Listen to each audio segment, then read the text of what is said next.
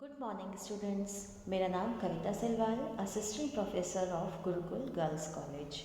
आज मैं आपके लिए टॉपिक लेकर आई हूँ एसोसिएशन ऑफ एट्रीब्यूट्स, जिसे हम गुण संबंध कहते हैं। इस चैप्टर को शुरू करने से पहले हमें ये जानना होगा कि गुण किसे कहते हैं या गुण संबंध का अर्थ क्या होता है। गुण संबंध का अर्थ स्वतंत्र होने पर दो गुण की जो प्रत्याशा होती है वह वास्तव में उससे प्रत्याशा से कहीं अधिक मात्रा में यदि वे दोनों साथ साथ पाए जाते हैं तो उनमें गुण संबंध होते हैं। अब जैसे आप गुण किसे कह सकते हैं? जैसे कोई व्यक्ति साक्षर है यानी कि लिटरेट, पढ़ा लिखा है और उसके पास रोजगार भी है, वो एम्प्लॉयड भी है, मतलब दोनों उसके पास पॉजिटिव गुण है कि वो पढ़ा लिखा भी है और उसके पास रोजगार भी है। तो इन दोनों के बीच में हम जो भी संबंध देखेंगे उसे कहते हैं गुण संबंध। मतलब दो गुणों के बीच में संबंध को परखना कि उनमें पॉजिटिव गुण संबंध है या फिर उनके बीच जो एट्रीब्यूट है वो नेगेटिव है या उनके बीच जो एट्रीब्यूट है वो इंडिपेंडेंट है। अब इसके बाद देखेंगे कि गुण संबंध के प्रकार यानी कि types of association of attributes. यहाँ पर जैसे कि आप पहले देख रहे हैं धनात्मक गुण संबंध यानी कि पॉजिटिव एसोसिएशन ऑफ एट्रीब्यूट्स। अब ये पॉजिटिव एसोसिएशन ऑफ एट्रीब्यूट्स क्या होते हैं? नाम से ही क्लियर हो रहा है, धनात्मक यानी कि पॉजिटिव। दोनों चीज़ें ऐसी होंगी जो पॉजिटिव होंगी। जैसे अभी मैंने आपको बताया कि एक व्यक्ति जो पढ़ा लिखा है और पढ़ा लिखा होने के साथ साथ उसके पास रोजगार भी है, मतलब वो पढ़ लिख कर नौकरी कर रहा है और अपनी उस पढ़ाई का सदुपयोग कर रहा है, तो इसे कहा जाएगा धनात्मक गुण संबंध। अब हम अगले के लिए बात करते हैं, वो है ऋणात्मक गुण संबंध यानी कि negative association of attribute. Negative association of attribute को हम कुछ इस तरीके से भी समझ सकते हैं कि जब एक चीज़ पॉजिटिव हो और दूसरी चीज़ नेगेटिव हो या दोनों ही चीज़ें नेगेटिव हो। पहले मैं चर्चा करती हूँ किसके बारे में, एक पॉजिटिव एक नेगेटिव। जैसे व्यक्ति पढ़ा लिखा है, लिटरेट है, बट उसके पास जॉब नहीं है, मतलब उसकी पढ़ाई किसी काम में नहीं आ रही है, वो कमा नहीं पा रहा है, उस अपनी पढ़ाई का उपयोग नहीं कर पा रहा है, तो यहाँ पर भी जो एसोसिएशन ऑफ एट्रीब्यूट्स बनेगा वो नेगेटिव बनेगा।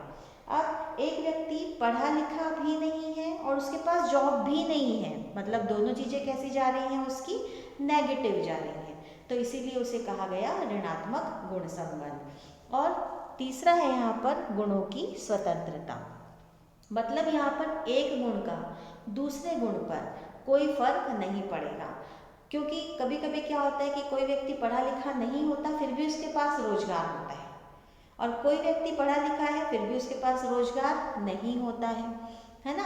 तो ये सब चीज़ें क्या होती हैं, गुणों की स्वतंत्रता, मतलब वो पढ़ाई लिखाई से परे है, उसमें वो गुण नहीं है तो भी वो क्या कर रहा है, अर्निंग कर रहा है, तो इसे कहा जाता है गुणों की स्वतंत्रता। अब धनात्मक गुण यानी कि दो गुणों की साथ को धनात्मक गुण संबंध कहते हैं। वास्तविक आवृत्ति प्रत्याशित आवृत्ति से कम हो जाती है, मतलब दोनों चीज़ें यहाँ पर आपकी कैसी हैं, पॉजिटिव हैं। जैसे मैंने बताया कि व्यक्ति पढ़ा लिखा भी है और उसके पास रोजगार भी है। ऋणात्मक गुण संबंध की बात करें तो जब एक गुण की उपस्थिति होने पर दूसरे गुण की उपस्थिति हो तो उसे दोनों में ऋणात्मक गुण संबंध कहा जाता है, अर्थात एक गुण के बढ़ने पर दूसरे गुण का घटना उसको ऋणात्मक गुण संबंध देता है। जैसे मैंने अभी आपको बताया था कि पढ़ा लिखा है पर रोजगार नहीं है, या रोजगार है पर पढ़ा लिखा नहीं है, तो इसे कहा जाता है ऋणात्मक गुण संबंध। अब इसमें हम ये देखेंगे कि किसी भी एसोसिएशन ऑफ एट्रीब्यूट्स को आप किस किस तरीके से मेज़र कर सकते हैं। पहला है इसमें संख्यात्मक। संख्यात्मक मतलब स्टैटिस्टिक्स ऑफ वेरिएबल्स। इसे हम कुछ इस तरीके से समझ सकते हैं कि स्टैटिस्टिक्स में केवल जो भी आपके संख्यात्मक यानी कि डेटा बेस जो भी आपके पास फैक्ट्स होंगे आप उसी की स्टडी कर सकते हो, है ना। तो इसीलिए इसे कहा गया है कि स्टैटिस्टिक्स में हमेशा क्या होने चाहिए, डेटा होने चाहिए, संख्यात्मक होना चाहिए, उसके पास एक वेरिएबल्स, एक डेटा होने चाहिए। जैसे ऐसे तथ्य जिनकी प्रत्यक्ष रूप से संख्यात्मक माप संभव है, मतलब जिसे क्या किया जा सकता है, डायरेक्टली मेजर किया जा सकता है। वहाँ पर तो समग्र की प्रत्येक इकाई या पद की किसी विशेषता की माप कर अध्ययन किया जा सकता है, मतलब आप उसे काउंट कर सकते हैं, वो काउंटेबल है, उसका डेटा अवेलेबल है। फॉर एग्जाम्पल आप यहाँ पर ले लें कि विवाह के समय व्यक्तियों की आयु, जब कहीं पर आपको देखना है, एक ऐसा डेटा कैलकुलेट करना है कि पर्टिकुलर कोई एक गांव है, वहाँ आप ये देखना चाहते हैं कि विवाह के समय लोगों की क्या उम्र होती है, उम्र को आप मेज़र कर सकते हैं। तो उसमें आप जाकर देखेंगे कि भाई इस साल भर में कितने लोगों की शादियां हुई, आप वो नंबर लिख लेंगे, है ना, और उस नंबर के आगे आप ये लिखते जाएंगे कि किस व्यक्ति की कितनी उम्र थी उस समय। तो इससे आपको पता चल जाएगा कि उस गांव में एक साल में जितनी भी शादियां हुई तो उसमें लोगों की उम्र कितनी थी। अब आप जैसे जानना चाहते हैं विद्यार्थियों की ऊंचाई, एक क्लास है, आप क्लास मान लीजिए क्लास 6 का कोई एग्जाम्पल लेना चाहते हैं, आप देखना चाहते हैं कि क्लास 6 में आज जितने भी बच्चे पढ़ते हैं तो उनकी हाइट कितनी है। तो आप उस क्लास में जाएंगे, मान लो 30 बच्चे हैं, तो 30 बच्चे जो हैं उनकी आप एक एक करके हाइट को मेज़र कर सकते हैं। तो इसे भी आप संख्यात्मक रूप दे सकते हैं, है ना, तो इसे भी आप डेटा के रूप में उपयोग कर सकते हैं। आप जानना चाहते हैं कि एक कारखाने के श्रमिकों का व्यय, मतलब एक पर्टिकुलर फैक्ट्री में जितने भी जो कर्मचारी हैं, जितने भी लेबर जो वर्क कर रहे हैं, उनके ऊपर कितना एक्सपेंस किया जा रहा है, तो आप पर पर्सन वो एक्सपेंस कैलकुलेट कर सकते हैं, उसका डेटा ले सकते हैं। कृषि उत्पादन की मात्रा आप देखना चाहते हैं भाई एग्रीकल्चरल में जाके कि भाई अभी इतनी बड़ी स्क्वायर फीट की जो लैंड है वहाँ पर कितनी उपज हो सकती है, इसको भी आप क्या कर सकते हैं, मेज़र कर सकते हैं। कहने का मतलब ये है ऐसी तथ्य, ऐसे फैक्ट्स जिसको आप मेज़र कर सकते हैं, डेटा के रूप में ले सकते हैं, उन्हें हम स्टैटिस्टिक्स ऑफ वेरिएबल्स कहते हैं, यानी कि संख्यात्मक गुण संबंध कहते हैं। अब इसी में हम देखेंगे गुणात्मक। अब गुणात्मक का मतलब क्या होता है, गुणात्मक का मतलब ये होगा जिसमें आप किसी भी गुण की उपस्थिति और अनुपस्थिति को ही देख सकते हैं, बट उसे आप मेज़र नहीं कर सकते हैं। अब कैसे, अब आप देख सकते हैं कि कोई व्यक्ति, जैसे आपको देखना है कि विवाह हुआ है या विवाह नहीं हुआ है, तो उसे दो कैटेगरी में डिवाइड कर सकते हैं, या तो वो व्यक्ति विवाहित होगा या तो वो व्यक्ति अविवाहित होगा। अब जैसे अंधापन, सुंदरता, सुंदरता को आप बोल सकते हैं क्या, आप 2 किलो सुंदर हैं, आप 4 किलो सुंदर हैं, आप 5 किलो सुंदर हैं, मतलब आप मेज़र नहीं कर सकते ना। आप बोल सकते हैं कि आप सुंदर हैं, बट आप उसका मेजरमेंट नहीं कर सकते हैं, है ना। तो जैसे आप शिक्षा को ही देख लो, आप एजुकेशन को अगर दो पार्ट में डिवाइड करोगे तो या तो कोई व्यक्ति लिटरेट होगा या इलिटरेट होगा, मतलब या तो वो शिक्षित होगा या फिर वो अशिक्षित होगा।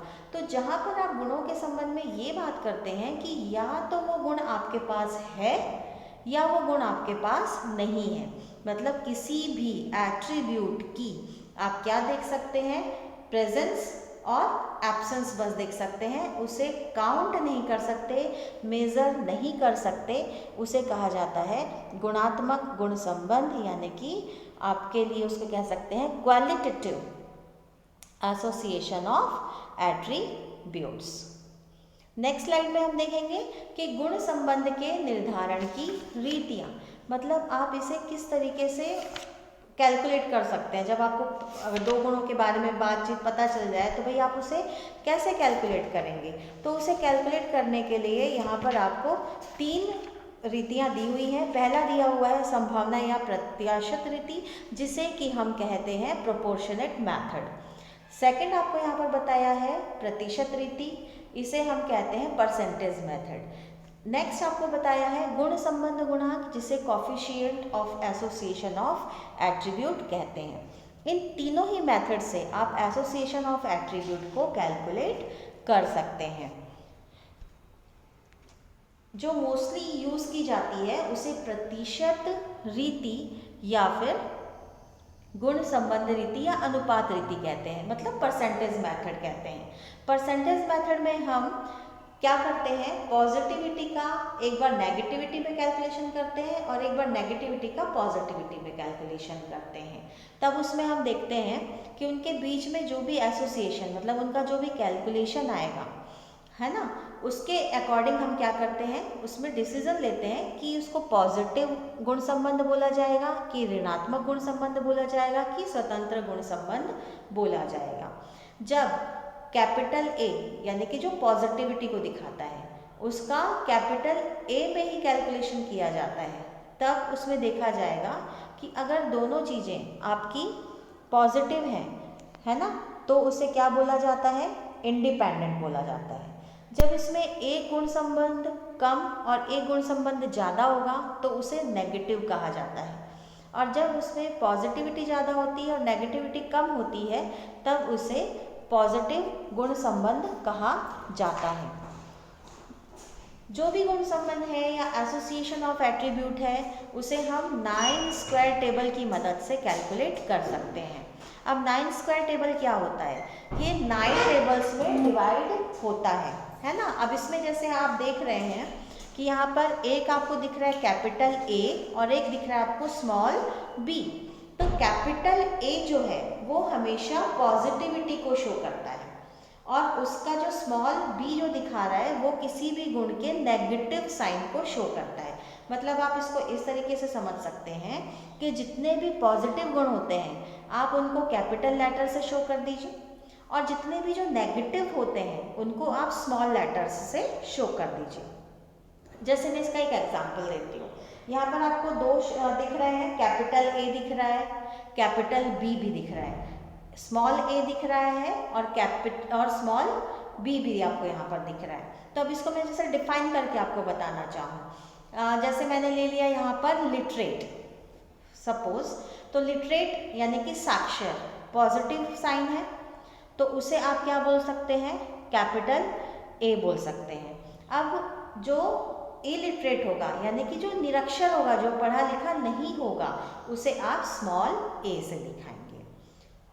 अब उसके पास रोजगार है, एम्प्लॉयमेंट है, एम्प्लॉयमेंट एक पॉजिटिव वर्ड है, उसे आप किससे दिखा सकते हैं, कैपिटल बी से दिखा सकते हैं। अगर उसके पास रोजगार नहीं है, वो अनएम्प्लॉयड है, तो उसे आप स्मॉल बी से दिखाएंगे। तो इसमें आप ये ध्यान रखेंगे 9 स्क्वायर टेबल में आप जब भी गुणों के बीच में एसोसिएशन दिखाएंगे, एसोसिएशन ऑफ एट्रीब्यूट्स के क्वेश्चंस आप बनाएंगे तो 9 स्क्वायर टेबल की हेल्प से ही बनाएंगे और इसमें आप कैपिटल लेटर्स को पॉजिटिविटी के लिए शो करेंगे और जो नेगेटिव लेटर्स हैं, जो आपके नेगेटिव गुण हैं, उन्हें आप स्मॉल लेटर्स में शो करेंगे। अब जैसे अगर हम यहाँ पर 9 स्क्वायर टेबल को याद करने की कोशिश करें तो आप देखिए सबसे पहले आपको कैपिटल ए दिखाई दे रहा है, देन स्मॉल बी, उसके बाद small A, capital B, small B and small A, then capital B, small B and N का मतलब होता है टोटल, मतलब नंबर ऑफ टोटल जितने भी आपके एट्रीब्यूट्स होंगे उन सब का टोटल आप किससे शो करेंगे, कैपिटल एन से शो करेंगे। तो इस तरीके से आपका 9 स्क्वायर टेबल कंप्लीट हो जाता है। आई होप आपको एसोसिएशन ऑफ एट्रीब्यूट समझ में आएगा। नेक्स्ट स्लाइड में मैं इसकी और डिटेल्स लेकर आपके पास आऊँगी, आप उसे ध्यान से सुनिएगा। Thank you so much.